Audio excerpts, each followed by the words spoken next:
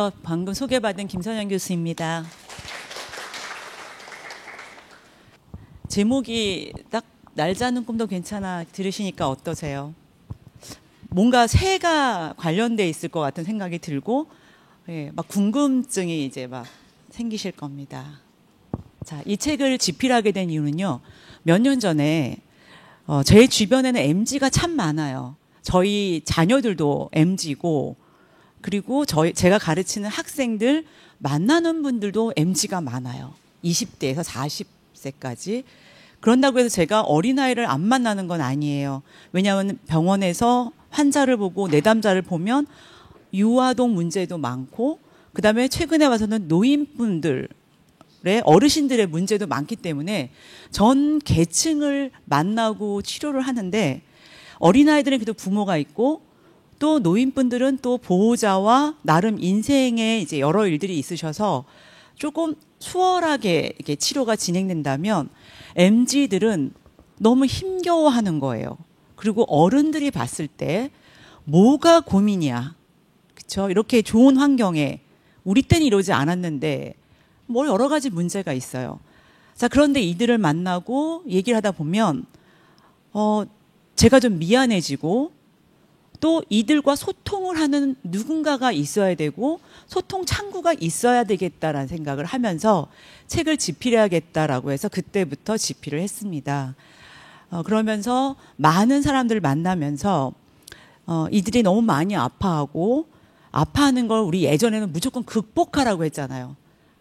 뒤돌아보지 말고 앞으로 가야 돼 막 이랬는데 이들에게는 예전 같지 않은 거예요. 그리고 또 사회적으로 이 MZ세대들이 겪는 문제들이 현실적으로 나오기 시작하는 거예요. 또 팬데믹을 코로나를 거치면서 이 3년이라는 기간 동안에 이들이 너무 방황을 하는 거죠. 최근에 제가 코로나 키즈라고 해서 프로젝트를 진행했는데 아이들은 언어 발달이 늦고 태어나서 3세면 언어가 발달해야 되고 여러 가지 지능이 발달할 시기에 아이들은 마스크를 끼고 있고 그림은 다 마스크를 끼고 그다음에 대인관계, 유치원 관계 부족하고 뭐 여러 가지 문제가 있어요. 그런데 MZ들은 직접 뛰어야 되고 열심히 살아야 되고 뭐 소위 말하는 열심히 공부해야 되고 이런데 3년 동안에 경제적인 문제, 자기의 진로, 가정 문제, 사회 문제 여러 가지가 너무 혼돈스러운 거예요. 자, 그러면서 이들을 하나하나 이 책을 통해서 알려주고 내 의견을 얘기하겠다 하다 보니까 제 얘기를 안 할 수가 없어요. 그래서 기존의 책들에 비해서 이 책은 저의 사적인 얘기들이 좀 많이 들어가서 교수 입장이 아닌 동료 입장에서 또 엄마 입장에서 또 친구처럼 선배처럼 해서 이렇게 제 얘기를 좀 넣었습니다. 네, 그리고 많은 화가들이 이제 화가들과 그림이 등장하는데요. 이 화가와 그림은 기존에는 좀 돌아가신 분들 명화라고 해서 오래된 그림들이 많이 등장을 했어요. 근데 이번에는 현존하는 분들 그리고 지금 데이비드 호큰이나 뭐 호퍼 이런 분들이 지금 전시를 막 하고 있죠. 그리고 이 표지에 나왔던 김선우 작가가 MZ세대 대표적인 작가고 여기 그림에 나오는 콰야도 지금 MZ세대 대표적인 작가입니다. 그래서 이 작가들도 인터뷰를 다 진행을 했어요. 그래서 이 작가들을 통해서 또 그림을 함께 나눠보기로 하겠습니다. 자, 아픔을 잊어야 하는 너에게. 여러분 도도새라고 들어보신 적 있으세요? 보신 적 있으세요 하면은 어른들은 손을 안 드는데요. 어린이는 손을 들어요. 본 적이 있다고. 근데 도도새는 이미 멸종이 됐기 때문에 본 사람이 없어요. 자, 도도하다라는 말은 사실 그 도도라는 말이 도도하다. 우리나라에서는 조금 약간의 좋은 의미로 쓰이는 거지 맞죠? 근데 이 도도새의 도도는 좀 다른 의미를 갖고 있습니다. 네. 도도새는요, 모리셔스 섬에 있습니다. 아프리카 동쪽 인도양 모리셔스 섬에서 이제 있었는데 천적이 없어요. 천적이 없고 너무나 뭐 여러 가지로 풍부하다 보니까 날개는 점점 날아야 될 이유가 없으니까 날개는 퇴화하고 부리하고 다리만 발달이 돼서요. 그냥 너무나 평안하게 살았어요. 그런데 16세기에 포르투갈인이 들어오면서 가만 보니까 막 통통한 새가 있는 거예요. 근데 앞에 이렇게 새 앞에 딱 갔는데 새라는 거 날개가 있기 때문에 날라야 되는데 멀뚱멀뚱 쳐다보고 있더래요. 그래서 이 사람들이 그냥 잡아서 먹기 시작한 거예요. 그리고 야, 내가 왔는데도 움직이지도 않아? 그래서 도도, 바보, 멍청이에서 도도라는 이름이 붙여진 거랍니다. 그래서 결국 멸종이 돼버렸어요. 저는 이 책을 집필하면서 제목을 어떻게 할까 고민하다가 자, 이 도도새를 보면서 우리가 날지 않는 꿈도 괜찮아라고 한 이유는 날지 않는 새도 괜찮아가 아니에요. 날지 않는 꿈도 괜찮아. 우리의 꿈이 지금 당장 훨훨 날지 않아도 이 꿈을 잃지 않으면, 그러니까 꿈을 잊고 이렇게 잃지 않고 있으면 우리가 아예 퇴화되어서 다 먹히고 말고 그게 결과가 언제 나오냐면 40대, 50대, 60대가 되면 천적이 더 많이 나타나거든요.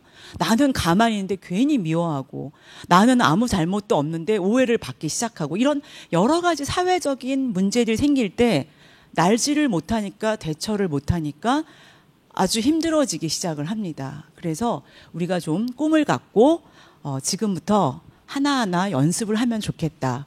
자, 그리고 내가 정말 날개가 약하고 날지 못할지라도 여기에 대체예요, 대체. 풍선이 있어서 이 풍선을 잡고서라도 날아갈 수 있으니까 우리는 꿈을 잃지 말자라는 의미에서 날지 않은 꿈도 괜찮아라고 했습니다. 자, 자신만의 가치, 날개를 소실하면 안 된다. 자, 장례식장에 두 자매가 있었어요. 자매가 있었습니다. 언니는 너무나 침착하고 아주 온유하게 잘 이 장례를 마쳤어요. 둘째는 들어오자마자 드러눕고 소리를 지르고 울면서 내가 사랑하는 우리 엄마 막 이렇게 난리를 폈어요. 장례식장이 끝났을 때, 장례가 다 끝나고 났을 때 어떤 사람에게 더 슬픔이 오고 트라우마로 인해서 힘들어할까요, 여러분? 첫째 딸. 네. 아니야. 그 막 괴로워했던 둘째 딸. 네. 감사합니다. 손 안 드신 분은 선택장애가 있으신 거 아시죠? 네. 첫째 딸이에요. 네. 그래서 우리가 어떤 일을 겪을 때 정말 담대하고 침착하게 하는 건 정말 좋지만 이런 슬픔을 충분히 애도하지 않으면 굉장히 힘들어지기 시작을 해요. 자, 최근에 봤던 어린아이. 너무나 어른스럽고요. 동네 분들하고 상담도 해준대, 초등학생이. 그래서 동네에 계신 어른들이 학교에서 무슨 일이 있는지, 우리 아이가 무슨 일이 있는지 자기 아들에게 물어본대요. 자, 그리고 성적도 열심히 잘 공부해 성적도 좋고. 자, 이 아이는 좋은 아이죠. 모범생이죠. 그런데 이 아이가 문제를 가지고 왔는데 너무나 어른스럽고 너무나 지적인 수준도 높고요. 아주 정말 너무 괜찮았어요. 근데 그림을 그리고 심리 검사를 했더니 이 아이가 너무 안 좋은 상황인 거예요. 그러니까 어른들의 기대. 여기에 아이가 부응하려고 하다 보니까 이 아이는 너무 불안한 상태고요. 굉장히 힘들어서 치료를 받기 시작을 했어요. 그래서 우리가 조금 힘들더라도 자기의 감정을 표현하는 아이들, 자기의 감정을 옆에 표현하는 사람들이 훨씬 더 좋다는 거예요. 그리고 애도할 때는 충분히 애도를 해야 된다는 거죠. 역시 첫째는 첫째야. 금방 극복하는구나. 이게 기뻐할 일이 아니라는 거죠. 자, 그리고 우리가 장례 얘기를 좀 하는데요. 장례 같은 큰 트라우마를 겪었을 때 옆에 있는 사람은 어떻게 해야 될까요? 자, 도와줄 때 어떻게 도와주는 게 좋을까요? 같이 울어주고 하는 것도 중요하지만 가장 좋은 옆에서 도와주는 방법은 언제든 네가 필요할 때 내가 너를 도와줄 수 있어. 그리고 손님을 맡고 손님들 오면은 음식을 나누고 뭐 이런 것들 옆에서 도와주는 게 가장 큰 도움이에요. 네, 직접적으로 막 같이 울어주고 막 그 일상을 같이 하는 것도 중요하지만 옆에서 나는 항상 있단다라고 해주기만 해도 큰 위로가 된다는 겁니다. 자, 바람직한 인내. 자, 남들도 다 그냥 사는데 나도 억누르고 살자. 자, 우리 과거에는 그랬어요. 그렇죠? 자, 그런데 이게 진정한 인내가 아니라는 거예요. 그래서 어떤 문제가 생기면 해결할 수 있는 데까지 우리가 도전을 하면서 그 가운데 해결하는 방법을 이제 찾아가면서 자기가 성장을 한다는 거죠. 그래서 아이가 힘들 때 또 우리가 MZ세대들이 힘들 때 하는 얘기가 그냥 참고 살래요. 세상이 다 그렇대요. 근데 저는 그렇게 얘기하지 않아요. 끝까지 한번 해보자. 끝까지 해보자. 제가 최근에 끝까지 해서 7년 만에 이긴 게 하나 있었어요. 7년 만에. 네.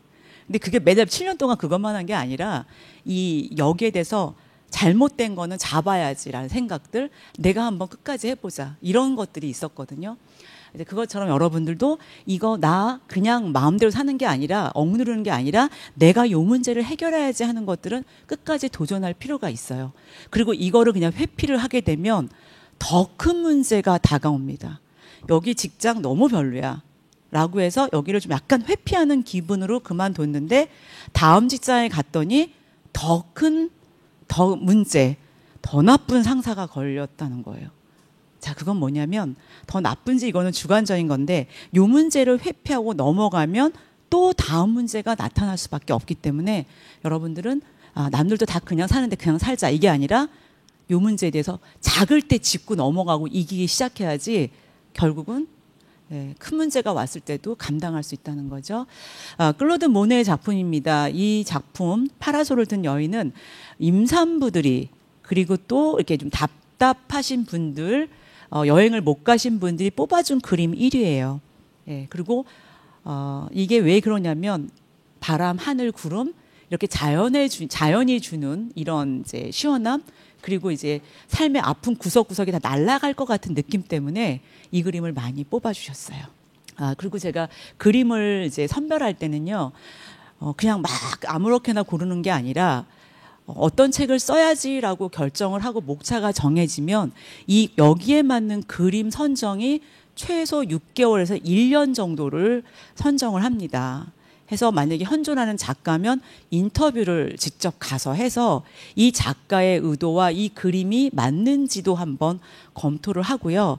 그리고 저작권이 살아있는 작가들이 있어요. 사후 70이 안 되시는 분들, 이런 분들은 외국 작가일지라도 저희가 이제 다 또 확인하고 해서 그림을 굉장히 엄선을 합니다. 자, 너를 바로 알기. 요즘에 이런 얘기 많이 하죠. 난 태어난 김에 살아. 그런데 최근에 또 갓생이라고 해서 기왕 태어났으니 열심히 살아야지라고 해서 또 그런 움직임도 있습니다. 뭐가 되고 싶니? 자, 여러분 뭐가 되고 싶으세요? 뭐 지금은 꿈이 없어요라고 하는데 뭐가 되고 싶니? 이거는 끝도 한도 없는 것 같아요. 그리고 저는 꿈은 진화한다고 말씀드리고 싶습니다. 저는 미술을 전공한 사람이에요. 저희 때 미술 전공자 특히 이제 제가 도예과 전공을 했거든요. 근데 그때 제가 이제 고민했던 게 뭐냐면 나에게 어떤 재능이 있을까라는 고민을 했어요. 근데 그때 대학을 졸업할 나이인데 석사를 진학하느냐 그러다가 제가 강의와 책을 보거나 연구하는 게 되게 재밌는데 미술대학은 연구를 할 때가 아니었어요. 그때는 다 이제 만들어야 되는 거고 해서 제가 미술 교육을 이제 들어갔는데 7명이 합격했는데 6명이 선생님이시고요. 혼자 도예 전공 미대 출신이 저였어요. 그런데 그때부터 제가 아이들 심리와 이제 미술 연구를 이제 하기를 시작하면서 미술 치료라는 게 있구나. 제가 대학원 석사를 갈 때가 27 결혼해서 갔고요. 그다음에 박사를 30이 넘어서 시작을 했어요. 근데 왜 그렇게 했냐면 미술이 좋아서 작품을 열심히 했더니 미술 치료 교육에 대한 심리학에 관심이 생기고 그다음에 또 하고 꿈이 자꾸 진화가 되는 거예요. 제가 미대 들어갔을 때 난 앞으로 미술 치료 교수가 돼야지 이게 아니었어요. 그냥 열심히 닥치는 대로 하다 보니까 재밌다 보니까 미술 치료 교수가 됐고 미술 치료할 때 제 책에도 나오지만 모든 사람들이 반대했어요. 그러다가 이제 그냥 제가 박사해서 놀아도 좋으니까 그냥 하고 싶은 거 하게 해주십시오 해서 저희 가족과 부모님만 찬성을 하셨어요. 그런데 시간이 지나니까 열심히 또 미술 치료잖아요. 치료는 의학 용어예요. 테라피. 그 다음에 제가 했던 게 뭐였냐면 병원에 가서 임상을 해야겠다 해서 자원봉사를 하면서 환자들을 보면서 다 그거를 일지를 기록해놓고 그림을 다 그려놨어요. 자, 이렇게 쌓였는데 갑자기 독일에서 온 교수님이 저한테 연락을 주셨어요. 제가 그때 EBS 방송에 나왔거든요. 저를 부르시더니 처음에 전화 왔는데 와보래요. 그래서 가서 봤더니 어떻게 치료를 하냐요.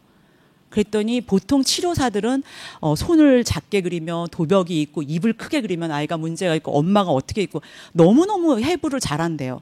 그럼 이걸로 어떻게 치료를 하느냐. 저는 이미 병원에서 다 해놨잖아요. 벌써 의학 용어를 알고 있잖아요.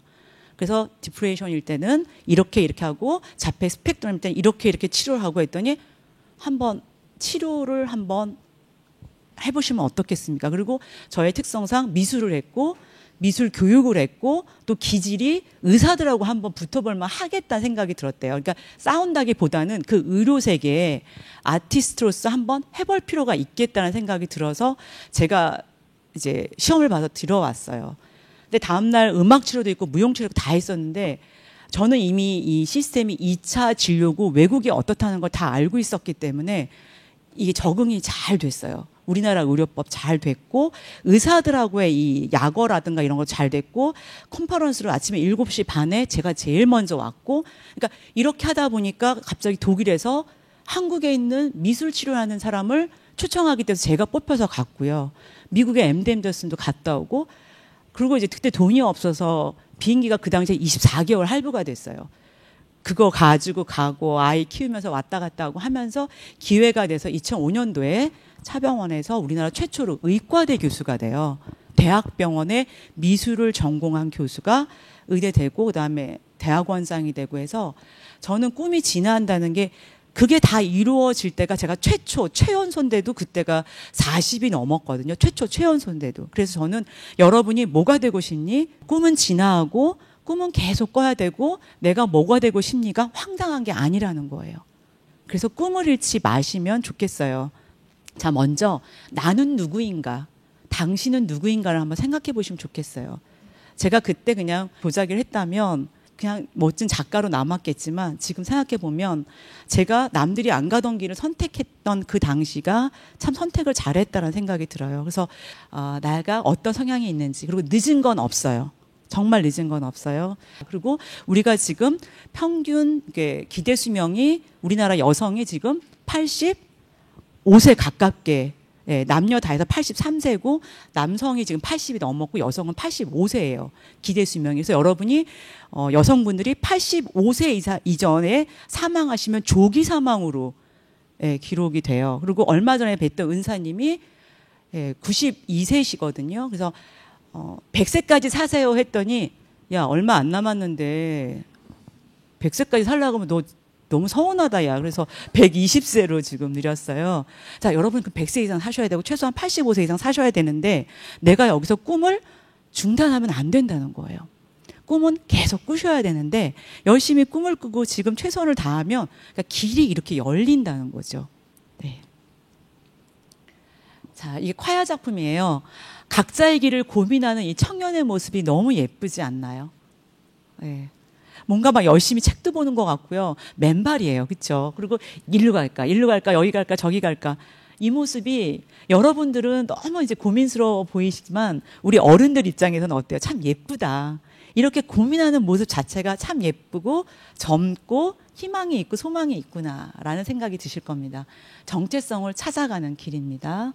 자, 나는 왜 이럴까? 왜 나만 그럴까? 여러분 카페인 중독이라는 말을 들어보셨어요? 카페인 중독이 카카오, 페이스북, 인스타 중독이래요. 여러분 페이스북, 인스타 보세요. 보면은 너무 다들 부럽지 않으세요? 네. 제 외국인 친구가 몇 년 전에 그 얘기를 했어요. 한국에 왔는데 엄마 닮은 사람이 없대요. 왜 그러냐니까 이 페북에 그러니까 이 인스타에 나와 있는 여성들 다 어디 갔냐고. 너무 이제 뿌샵 많이 하고 막 그 성형을 많이 하고 해서 우스갯소리로 그런 얘기를 한 적이 있었는데 자 이렇게 우리가 인스타를 보거나 페북을 보면 다들 좋은 것만 많이 올리세요. 다 삶이 이렇겠거니 하는데 절대 아닙니다. 자 그리고 여기에 사람 심리가 예쁘고 좋은 걸 올려야지 우리가 보는 사람도 사실 좋아요. 음식 다 먹고 난 거 찌꺼기 올리면 여러분 불쾌하지 않으세요? 그리고 막 이상한 거 올리면 불쾌하지 않으세요? 그리고 요즘에 청소년들이 자해 모임이 활발한 거 아시죠? 이제 우리 옛날에는 담배 피는 사람, 술 먹는 모임에 가서 아이들이 막 으쓱으쓱 거렸는데 최근에는 자해 모임에서 그런 이제 그 단톡방이 아주 유행을 해요. 자기 몸에 이렇게 흔적을 내고 그거를 막 올리고 자기네끼리 공유하는데 이거는 올바른 방법이 아니지만 역시 이 사람들도 나를 알아주세요. 나의 존재감, 나의 이게 아픔들을 드러내기 위해서 하는 것처럼 우리가 이런 카페인 중독이라는 거, 단톡방이라는 거는 결국은 그냥 자랑하기 위해서 또 노출하기 위해서 하는 거라고 생각을 하시면 되겠어요. 그들의 실제 삶은 이렇지 않다. 인간은 다 똑같을 수밖에 없다라는 걸 아시면 여러분의 삶이 조금 안정이 되실 거예요. 남들만 잘 사는 게 절대 아니라는 겁니다. 자, 그리고 나만 왜 이럴까 하고 이렇게 움츠려 드시는데 그렇지 않다는 거예요. 사람은 다양하게 이렇게 살 수밖에 없고 여러분의 지경도 넓히실 필요가 있다는 거죠. 보시면 이 여성이 도치에 빠져 있잖아요. 그렇죠? 자아도치. 근데 예쁘잖아요, 사실. 난 정말 예뻐. 사랑의 에너지를 막 품고 뿜어내고 있잖아요. 네. 그래서 이제 제 책에도 나오지만 명품을 써야 되느냐 말아야 되느냐 해서 명품을 갖지 못해서 가짜를 쓰는 경우가 있어요. 모조를. 그런데 그게 심리학적으로 보면 아주 나쁜 건 아니라고 우스갯소리를 해요. 물론 명품은 가짜를 쓰는 건 가짜를 만들고 나쁜 거지만 왜냐하면 만약에 명품을 갖고 싶은데 가짜가 없으면 아마 이렇게 도둑질을 하거나 뭐 뭔가 어떤 이렇게 범죄인가 일어날 수도 있을 수도 있다라는 생각을 해봐요. 그래서 여러 가지로 우리가 뭔가 욕구를 다른 사람이 갖고 있는 거를 갖고 싶어하는 건 누구나 갖고 있는 본성이라는 거죠. 네, 그래서 여러분들이 다른 사람 다 화려해 보이는데 나만 초라해 보인다? 그렇지 않다는 거죠. 자, 너의 트라우마는 곧 나의 트라우마. 여러분, 트라우마는 정의를 말씀드리면 전혀 예상치 못한 일이 일어나는 게 트라우마예요. 자, 이렇게 친구하고 앉아 있는데 갑자기 유리창이 깨졌어요. 자, 소리에 놀랄 수 있고요. 만약에 공을 던졌으면 공에 맞는 수도 있고요. 맞을 수도 있고요. 또 하나는 저기에 유리 조각이 내 몸에 어떤 상처를 줄 수도 있어요. 여러 가지 형태가 나타나지만 결국은 뭐냐면 깜짝 놀라는 거예요. 자, 그래서 트라우마라는 건 그 당시에 뭐가 일어났어 하면은 그 당시엔 깜짝 놀라지만 그 뒤는 더 크다는 거예요, 여러분. 더 큰 일들이 일어난다는 거예요. 네, 그래서 그 일만 볼 수 없는데 또 이 트라우마를 겪은 분들이 대부분 나만의 아픔이고 나만의 고통이고 너희는 절대 몰라. 자, 우리는 어떻게 생각하냐면 빨리 털고 일어나라. 물론 이 트라우마를 겪었을 때요. 인간에게는 자연 회복 본능이 있어서 스스로가 회복하고 점점 좋아질 수도 있지만 옆에서 봤을 때 느린 사람이 있어요. 똑같이 경험하지만 사람에 따라서 달리 이 회복력이나 이런 게 달라질 수 있다는 걸 보시고요. 똑같이 다 회복하는 건 아니라는 걸 보시면 좋겠습니다. 자, 보시면 너무 깜깜했고 난 혼자였고 걸어가야겠다는 생각밖에 안 들었어. 저는 이제 트라우마 전문가로서 세계 곳곳에 이제 그 현장에 있었어요. 가장 이제 가깝게는 이제 우리나라에서 세월호 때 다양한 분들을 이제 만났었고요. 단원고 학생뿐만 아니라 다양한 분들 만났고 또 유가족과 또 형제 자매까지 또 선생님들까지 다 뵀었고요. 그 다음에 동일본 대지진. 쓰나미 그 현장에도 갔었고 네팔 지진도 갔었고 9.11 테러 때 이제 그쪽에 있으면서 보니까 너무나 다양한 분들이 이런 큰 사건을 겪잖아요. 그럴 때 느꼈던 게 뭐냐면 다 너무 깜깜했어. 이런 이제 트라우마는 나의 문제이기도 하지만 내 주변 문제일 수도 있고 우리 가족의 문제일 수도 있다라는 거죠. 자, 우리 상처에 솔직해져 볼까요? 자, 파란색은 우울을 이제 나타나기도 하지만 또 희망을 나타내기도 합니다.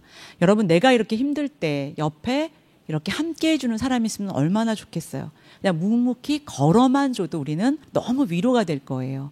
자, 저는 이 그림을 보여주면서 지나치게 솔직하거나 전부를 드러낼 필요는 없다라고 얘기를 합니다. 그래서 예를 들면 큰 사건 사고가 났어요. 아주 안 좋은 일이 있었어요. 한 달간 쉬고 다시 회사에 복귀했어요. 그럴 때 그냥 가면 뒤에서 이상한 소리가 들리고 수덕거리고 나를 피해요 라고 해서 다시 직장을 못 나가는 분이 있어요. 그럴 때 방법은 내가 이제 복귀를 해야 되잖아요. 그러면 나하고 가장 친한 사람 아니면 상사한테 전화를 하셔야 돼요. 해서 제가 내일 이제 복귀를 하는데 사실 제가 이러한 게 있었어요. 그러니까 이해해 주시면 감사하겠습니다라고 하면 갔을 때 마음도 편안하고 이 사람이 다른 사람들한테 얘기를 또 해줘요. 이러이런 문제가 있으니까 우리가 조심하자라든가 우리가 좀 빨리 더 잘 극복할 수 도와주자라든가 해서 이런 과정을 거치지 않으면 막 와서 막 싸우고 뭐하고 직장을 다니지 않고 더 괴로워서 병원에 더 많이 오고 음주를 하고 이런 분들이 많이 계시거든요. 그래서 솔직해지는 건 너무 이제 좋지만 너무 치부를 드러날 만큼 솔직해서 창피해서 못 가겠다. 이건 안 되잖아요. 그래서 이런 것들은 좀 지혜롭게 여러분이 도와주시면 좋겠습니다. 자, 힘들면 바닥을 보고 걸어도 돼. 여러분 너무 힘들면 어떻게 되나요? 눈도 바닥을 보고 어깨가 축 처지죠. 그러면 사람들은 얘기합니다. 땅이 꺼지겠다. 땅에 돈이 떨어졌냐. 계속 얘기를 해요. 자, 그런데 우리가 너무 힘이 들고 어렵게 땅을 보고 걸을 때 땅에도 그림이 있습니다, 여러분. 물론 실질적으로 그림이 있을 수 있지만 희망이라는 그림이 있어요. 너무 지칠 땐 바닥을 보고 걸을 수 있고요. 여기 보시면 도도새가 날개고 뭐고 그냥 쉬고 있어요. 이렇게 우리가 쉼을 가질 필요도 있습니다. 자, 여러분 너무 예쁘죠? 네, 힘들 때 여러분 이 그림 보시면 웃음이 나올 거예요. 네. 아, 이런 실수를 했다. 너무 자책하지 마시라고 이 그림을 보여드립니다. 근데 이게 중요한 게 하나 있어요. 실수를 계속 반복하게 돼요. 그러면 짜증이 나지만 이 원인을 찾고 해결하는 과정을 경험을 하셔야 돼요. 안 해. 이게 아니라 찾으셔야 돼요. 여러분, 우리가 치료할 때 상담 심리 하시는 분 계실 거예요. 상담 심리나 미술 치료할 때 가장 어려운 대상이 누구일 것 같으세요? 청소년이에요. 청소년은 올 때부터 기분이 나빠요. 엄마한테 다 끌려오거든, 대부분이. 그리고 와서도 그렇게 부모님하고 싸워요. 내가 언제 온다 그랬어. 뭐 어쩌고 저쩌고 막 싸우고 굉장히 힘들어요. 잘 안 변해요. 그런데 인지 행동 치료라는 방법을 쓰게 되면 얘가 어느 순간에 그거를 인지라는 순간이 오잖아요. 그러면 인식을 하고 행동이 딱 들어가게 되면 고치고 절대 안 해요. 다시 재발이 거의 없어요. 자, 그건 뭐냐면 이 원인을 찾고 해결책이 힘들지만 굉장히 이 시간이 지나면 오히려 좋다는 거죠. 그래서 여러분 힘들지라도 원인 찾고 해결하고 지치지 마시면 좋겠습니다. 실패를 자꾸 하니까 내 스스로 고립돼서 이 큰 나무에 정말 좋은 것들도 많이 있는데 이렇게 자기 울타리를 만들어 놓은 건 아닌지 한번 생각해 보시기 바랍니다. 이렇게 만들어 놓으면요. 사실 나무를 베거나 뭔가 문제가 생길 때 나무가 썩을 때 자기 본 있는 그 집은 없어지는 거예요. 그러니까 너무 의지하지 마시고 본인 스스로가 자기의 공간을 만들고 삶을 만들어야 된다는 거죠. 자, 마그리트 작품입니다. 여러분, 우리의 삶은 이렇게 유리컵과 같아요. 너무 불안하고 힘들고. 그런데 우리의 꿈은 구름처럼 막연하고 둥둥 떠 있어요. 잡힐 것 같지 않아요. 그러나 이렇게 컵에 얹어졌을 때, 그러니까 멀리 있는 꿈을 가져오시는 거예요. 이 불안한 삶 가운데. 힘들고 어렵고 하지만 그런데 의외로 구름은 가볍고 이 그림을 보는 우리도 굉장히 가볍습니다. 산과 들도 너무나 경쾌해요. 그렇죠? 자, 희망 가져오기입니다, 여러분. 너무 힘들어도 희망을 잃지 마시고 희망을 어떻게든 가져와서 나의 삶에 이렇게 얹어 놓으셔야 돼요. 자, 콰이아트 작품입니다. 뭐를 심을지 모르겠어요. 밤이에요. 근데 이게 점점 자라고 열매도 맺히면서 우리의 꿈은 큰다. 나도 내가 꾸는 꿈을 꾼 적이 있단다 라고 해서 이걸 통해서 우리도 다 같이 꿈을 꿨다. 너도 꿈을 꿨으면 좋겠다. 그리고 행복의 절대적인 기준은 없다입니다. 이 그림이 좀 무시무시하죠. 네. 대학생이 되면 괜찮겠지. 너무 고민이 많아요. 성인이 되면 괜찮겠지. 어린이 되면 괜찮겠지. 결혼하면 괜찮겠지. 40이 되면 괜찮겠지. 50이 되면 괜찮겠지 했거든요. 여전히 삶의 무게는 더 가더라고요. 그래서 우리가 어떤 일을 겪을 때 태풍의 눈, 막 태풍이 몰아치는데 여기에 들어가서 태풍의 눈을 경험하면 굉장히 고요해진다는 거예요. 근데 최근에 많은 분들이 태풍을 만나기도 전에 태풍의 눈으로 빠져들기 전에 그 주변을 아예 가지도 않는 거예요. 태풍은 아예 없어야 돼, 나는. 모든 게 안전해야 되고 나는 이렇게 겪기 싫어라고 포기를 하는 거죠. 그런데 진짜 태풍의 눈은 오히려 더 고요할 수 있다라는 겁니다. 자, 저는 이 그림을 보면서 참 많이 와닿아요. 이제 고흐의 이런 삶도 와닿지만 이 이제 해질녘에 씨 뿌린 사람, 해질녘에 씨를 뿌려요. 이른 새벽이 아니고. 저는 너무 힘이 들어서 교수님 아무것도 못하겠어요. 다음에 하면 안 돼요. 근데 제가 해주는 말이 이겁니다. 눈물을 흘리며 씨를 뿌리는 자는 기쁨으로 거두리로다. 네가 너무 지금 힘들고 슬프다고 해서 씨앗을 뿌리지 않으면 가을에 너는 수확할 게 없어. 그러니까 힘들고 어렵지만 눈물을 흘리면서라도 지금 봄에 너의 할 일을 해야 돼. 씨를 그냥 엉망이라도 뿌려놔야지 가을에 거둘 게 있어라고 얘기해요. 지금 너무 힘들고 어렵지만 지금 네가 해야 될 거를 하렴. 그러면 네가 어느 순간에 싹이 트고 여러 가지 이제 수확을 하면서 기쁠 거야라고 해요. 진짜 울면서 사람들이 하는 거죠. 울면서 공부하고 울면서 일을 하고. 자, 여러분 근데 뭔가 결과가 나오면요. 그 괴롭던 게 모든 게 다 씻겨져 나가요. 그렇죠? 예. 저희 많은 상담 중에 하나. 교수님 헤어졌어요. 헤어졌어요. 다시는 남자를 못 만날 것 같아요. 연애를 못 할 것 같아요. 근데 얼마 있다 연애를 해요. 그럼 또 와서 하는 얘기가 헤어지길 잘했어요. 다시 만날까 봐 겁나요. 이게 뭐냐면 지금 현재 이 결과들이 좋으면 좋은 거거든요. 네, 그래서 그러니까 행복해져야, 그러니까 모든 게 다 좋아져야지 행복해지는 게 아니라 행복하면 과거의 것들이 잊혀지기 시작해요. 네, 그러니까 여러분은 약간 이기적으로 행복하셔야 돼요. 그러려면 울면서 뿌려야 된다는 거죠. 네, 그래서 우리 동양인들은 나만 행복하면 주변이 너무 가족과 주변이 너무 미안한 거예요. 정말 그렇잖아. 나만 잘 살면 우리 형제한테 미안하고 나만 맛있는 거 보면 미안하고 그런데 그거는 좋지 않은 거예요. 약간 이기적일지라도 내가 조금 잘 되고 딱 중심을 지켜야 다른 사람도 도울 수 있고 내가 행복해야 그 행복 바이러스를 전달할 수 있는 거예요. 그래서 여러분들이 스스로가 행복하는 게 중요하다는 겁니다. 자, 일본에 탄광촌에서 일하는 사람이었어요. 이 사람은 딱 보기에도 삶 자체가 비루해 보였어요. 무슨 희망이 있을까? 뭔가 기쁨과 행복이 있을까? 근데 이 사람이 집에 돌아올 때 퇴근길에 마트에 들린대요. 그리고 할인하는 초밥을 산대요.